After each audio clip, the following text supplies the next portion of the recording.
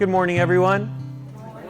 My name is Adrian. I'm with Stone River here at Murfreesboro.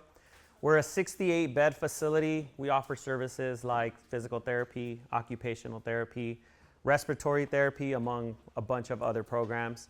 We have artificial programming in our facility to help monitor our patients better, kind of trying to be a little innovative as much as we can. Today I'm here to talk about the respiratory system and its importance in our day-to-day lives and the vital role it plays. And I'm going to explain kind of how easy it is. You know, we overlook our respiratory system just because it kind of happens, right? From the time we're baby all the way till adulthood, your body just kind of knows that it needs to breathe to make you feel better, just to kind of help you survive because it's kind of part of our daily functions. But I also want to go through some breathing exercises, and it's in preparation for some of those events that come up in life when you're feeling nervous and you just kind of have to take a deep breath, when you're overexerting yourself and you feel shortness of breath, and even when you meet that special person that takes your breath away, that feeling you get of butterflies and that anxiety, and your heart rate kind of climbs and your blood pressure kind of changes.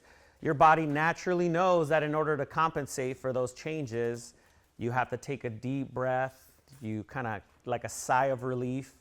It dilates your blood vessels, lowers your blood pressure, and it brings your heart rate kind of back down to normal. And that's just one of many situations that are affected by our respiratory system. The main breathing muscle for our respiratory system is the diaphragm. It's a muscle that sits right above the stomach, right underneath the lungs, and it's basically how we breathe. If the diaphragm is relaxed or constricted, that is what basically tells your body whether you're inhaling or exhaling. And that's why it can help you with a lot of different functions, because it is a muscle. And the more you do these breathing exercises that we're going to go over, you kind of strengthen that diaphragm, and it helps you get through these situations a little easier. It opens up lung zones that we don't naturally use, but it'll make those moments kind of easier to get through, because all you have to really do is just actively pay attention to your breathing. You can slow your breathing, take deeper breaths, deeper phases of breathing just by holding your breath, and that will help kind of calm your systems down. It'll help you breathe easier. It'll help your oxygenation status. It'll help give your lungs an opportunity to take its time in how it absorbs oxygen and how it provides that gas function process. So I call it the magic of breathing. I am a respiratory therapist, so I'm a little biased. I feel like the respiratory system is the most important, but that's again my bias. The first breathing exercise that I want to go through with you is called pursed lip breathing.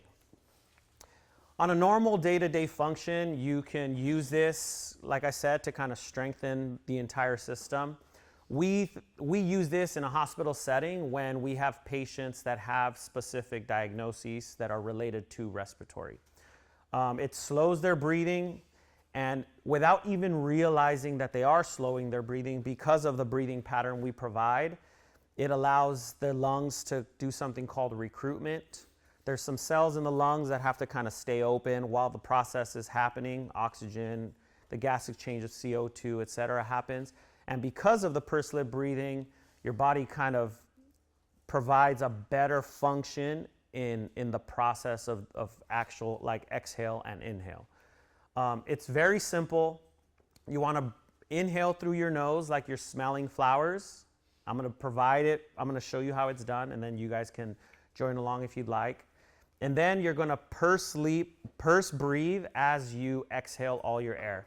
It has to be like a total process of about 6 seconds so that it allows your system to kind of slow down and really process all the oxygen correctly and exhale all the CO2 correctly.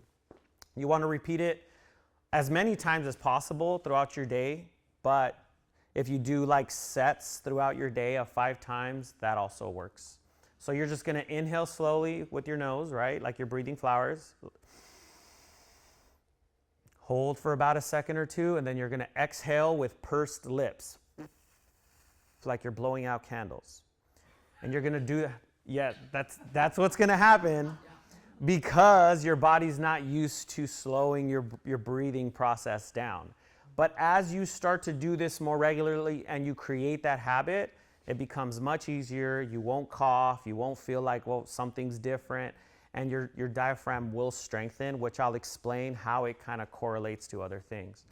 So we can do it a few times. You're going to inhale through your nose like you're smelling flowers.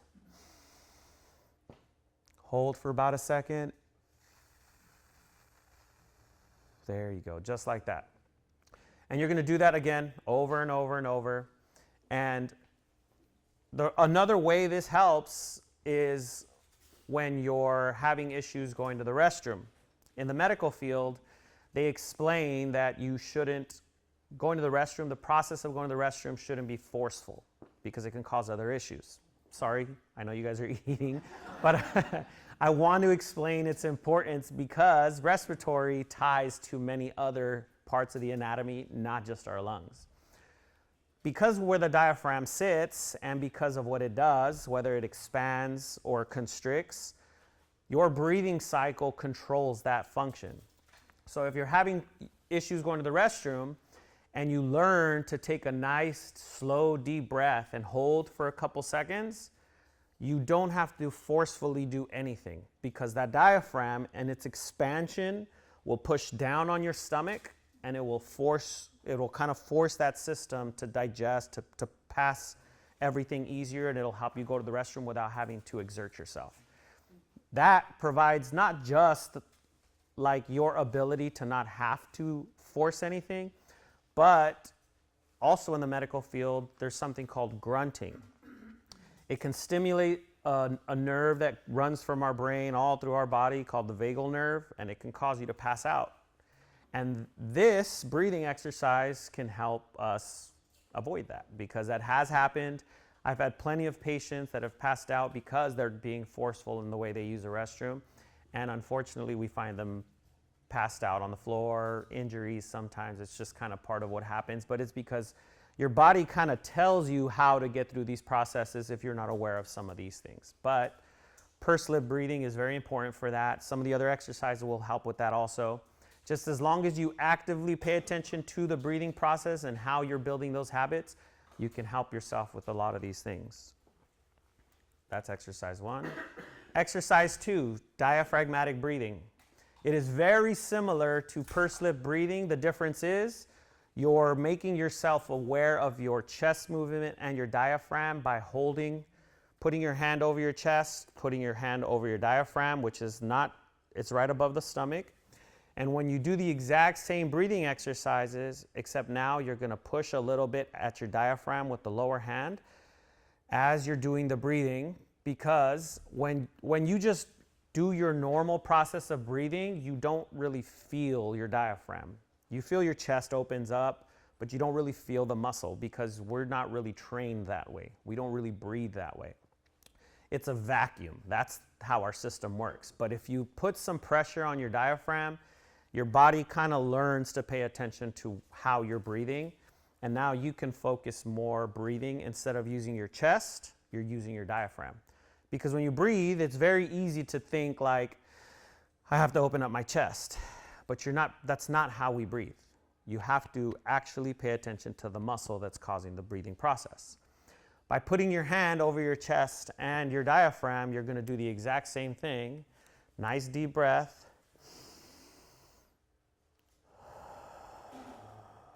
And the entire time you're doing that, you want to press down with the lower hand because you'll notice the function of the diaphragm because it'll expand in the opposite process. As you inhale, your diaphragm, you're going to feel its movement. And as you exhale, you're going to feel a different movement with your diaphragm. And it's the same process. You're going to repeat it for about 2 to 3 minutes throughout the day. They are different exercises. You want to kind of repeat them just as you feel available, like throughout your entire day. And it provides all the same basic functions of the other respiratory exercise. Let's go to the last one. Seated expansion is basically perfect for you guys right now because you guys are in a seated position. It's going to be a little more difficult for me, but this provides a breathing exercise for the opposite of what I was just speaking about. I was talking about breathing with your diaphragm because it's a muscle and that's how you breathe. But lung expansion will allow you to focus more on actually opening up the cavity of your chest, kind of allowing your lungs to expand better and draw air in a lot easier and strengthen just kind of like the overall system. With this, it's very similar. I mean, the breathing process on its own is very, very similar to every pattern you use. And here, the only difference is you're going to hold your breath for about 3 seconds and then exhale slowly. Don't hold it longer than you can. Like I don't want you guys to feel lightheaded because that can happen. If you feel like you're going to cough, go ahead and release your breath. For the first however many days or however many attempts you do, it's going to feel a little difficult just because we're not used to breathing this way, but eventually it does get easier. And I'll show you. You just want to, when you take your inhale, this time instead of using your stomach, your diaphragm, you want to kind of pull your chest back a little, your shoulders, open up your chest, and then you're going to hold at the top of your breath. So you're going to breathe in. Hold for about 3 seconds, and then release slowly. And if you're seeing stars and stuff, speed up your breath a little bit because that can happen. It even happens to me. I exercise regularly. I do breathing exercises regularly. But that is just your body kind of figuring out like, wait, this is not normal. This is not the same way we've breathed our entire lives. But it does open up other parts of your lung. You have different areas in your lung that we access regularly in day-to-day life. These breathing exercises can help you open up like the third lung phase. And when that happens, it makes it easier to catch your breath. That's why athletes' heart rates are so low. That's why they can catch their breath very quickly, even though they run miles and miles and do a bunch of exercise, because they're accessing parts of our lungs that normal people just don't have access to because of exercise. These breathing exercises can make that possible. Obviously, you do want to do exercises as much as you can. But eventually, even specifically in the demographic we're speaking about in these skilled nurse settings, these things can make a huge difference in how well people recover from post-surgery problems. One of the biggest issues we run across after post-surgery, abdominal mostly, you do something called shallow breathing because of the pain. It doesn't allow you to expand your chest. It doesn't allow you to use your diaphragm well because of the pain you're feeling. You do something called shallow breathing. And that shallow breathing can be very dangerous because it affects your carbon dioxide levels and it affects your oxygen levels. Your body actually likes carbon dioxide more than it likes oxygen. Unfortunately, if you don't pay enough attention to that and actively try to fix that, your body will learn to retain CO2 more than it retains oxygen. Your oxygen levels will be affected, your CO2 levels will be affected, and then you end up on a ventilator where we have to come in and use a machine to help kind of regulate all those levels. I tell you guys that because, again, throughout your life, you just kind of breathe. You don't think about it. But I hope today you've learned that if you do think about it and you actively try to form these good habits, these good breathing exercises, it'll not only make you feel better just day to day, but it'll help you get through some of these scenarios that pop up, throughout your entire lives. Probably not the meeting that special person one, but all the other stuff you might want to control a little better with these exercises. With that being said, I want to thank you guys for coming and giving us the time to go over this stuff with you, and hopefully you learned something. If you need help with anything, this is contact information for our marketing team. They know how to get a hold of me. I am always willing to contact people, and if I can provide help with breathing, with any kind of health issues, if our skilled nursing facility can be that resource, we're always looking for that, and we want to be part of the community, so please don't hesitate to contact us, okay? Do you have any questions? Fortunately, if you actively start to build these habits of breathing exercises daily, it becomes easier, but like I said, it's easy to overlook just because, you know, your body knows to breathe always, regardless. But if you like make a concerted effort to do these breathing exercises regularly, put them in your daily routine, it doesn't take long for your body to kind of show you the payoff. You will breathe easier. You'll catch your breath easier. Even when you're nervous and stuff, that tends to happen a little less because your body like naturally compensates for those situations by breathing better. And that all gets helped by these regular breathing exercises. I would say if you can only do one, probably do the middle one, where you're holding your diaphragm and your pursed lip breathing, because that covers 2 exercises basically. But I would do all of them. They're all synergistically kind of made to help each other like get easier basically. Okay? Any other questions? No? Well, thank you guys. I really appreciate it. Again, remember, don't hesitate to call out, to email our marketing team or find a way to contact us if you need anything. And we will always be available, okay? It was very nice to meet you all.